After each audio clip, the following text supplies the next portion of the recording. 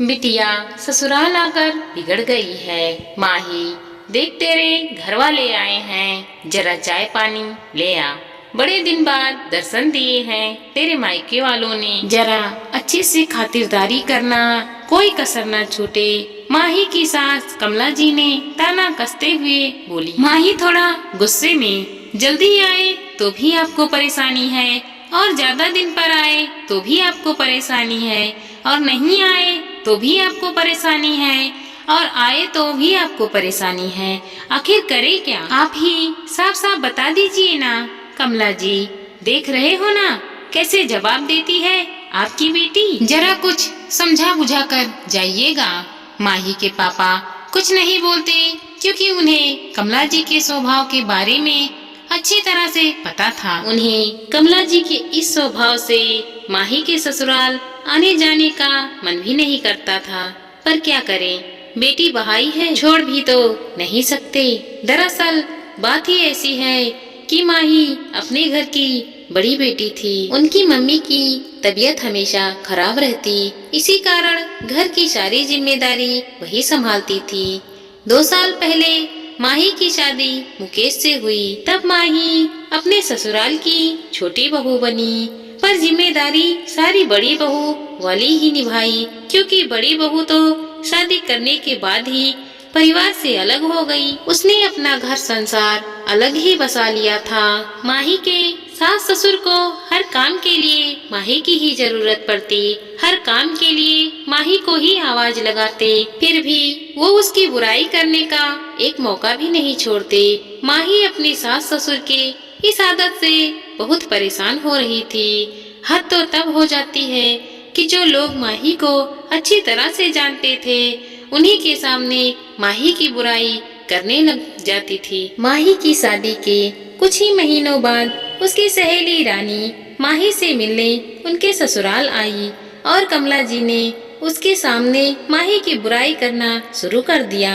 माही को जब इस बात का पता चला तो उसने अपने पति मुकेश से कहा, देखिए आप माँ जी को अच्छे से समझा दीजिए, किसी के सामने मेरी बुराई करना शुरू कर देती हैं, और कम से कम जो लोग मुझे जानते हैं उनके सामने मेरी बुराई करके अपनी जग हंसाई तो न करवाएं। अगर मैंने कुछ बोला तो आप मुझे ही गलत बोलेंगे, और मैं नहीं चाहती कि घर में इस तरह की कोई भी कलेश हो और इसका प्रभाव हम दोनों के रिश्ते पर पड़े।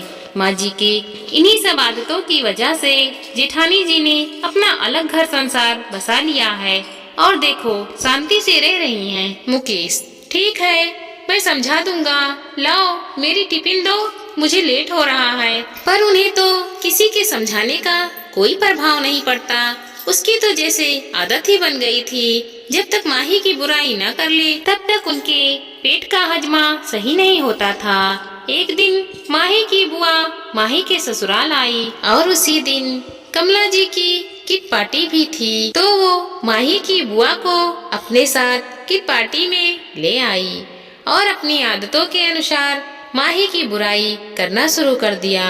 बोलती, माही पहले सारा काम अच्छे से किया करती थी, अच्छे से रहती थी, पर अब कोई भी काम अच्छे से नहीं करती है। ना तो ढंग से खाना बनाती है, ना तो ढंग से बात करती है, ना ही ढंग से कपड़े पहनती है, और ना ही साफ सफाई पर ध्यान देती है, और तो और अपने बच्चों पर भी ध्यान नहीं देती है। अब तो उसे सारा काम एक भीड़ की तरह लगता है। उसके आगे और कुछ बोलती माही की बुआ बोल पड़ी, लगता है बिटिया ससुराल आकर बिगड़ गई है, क्योंकि माही तो हमारे घर की बड़ी बेटी है। शादी के पहले घर और ऑफिस दोनों बहुत अच्छे से संभालती थी, और बड़े से लेकर बच्चों तक सबका बहुत अच्छे से ध्यान रखती थी, और खाना बनाने में तो उसका हाथ कोई पकड़ ही नहीं सकता। लगता है बिटिया आपके घर आकर बिगड़ गई है। ऐसा कीजिए, आप जमाई सा के साथ इसे 24 महीने के लिए मायके भेज दीजिए,